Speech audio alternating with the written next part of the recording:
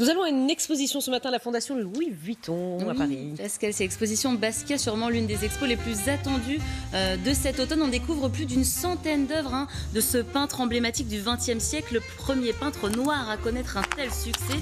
Mort à 28 ans, Basquiat a quand même créé 800 tableaux et 1500 dessins. Il a commencé par des graffitis dans les rues de New York avant de coucher sur toile ce qu'il a en tête. Il dessine beaucoup de visages, il est fasciné par l'anatomie. On ne peut pas dissocier l'œuvre de Basquiat de la question raciale aux États-Unis.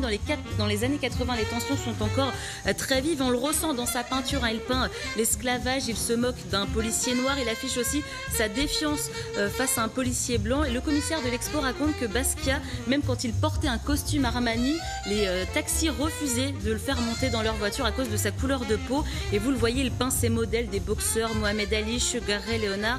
Basquiat était aussi musicien. Il jouait de la clarinette dans un groupe. Il était fan, vous l'entendez, de jazz, de bebop, de hip-hop, et il rend largement hommage aux musiciens dans sa musique. Et vous le voyez, l'exposition parle aussi de sa belle amitié avec Andy Warhol, le représentant du pop art. Ensemble, ils ont créé plus d'une centaine d'œuvres à partir de l'année 1983. J'ai rencontré le commissaire de l'expo avec David Verhaeghe.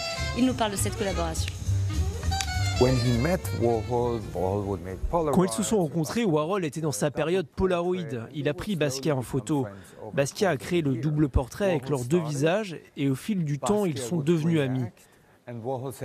Quand il travaillait à quatre mains, Warhol commençait, Basquiat réagissait et Warhol s'agaçait. Il disait « Ah, il a effacé mes beaux dessins, ma belle peinture ». Et parfois, Warhol repassait derrière le travail de Basquiat en ajoutant des logos ou du texte. C'est ce qu'il avait l'habitude de faire en général quand ils travaillaient ensemble.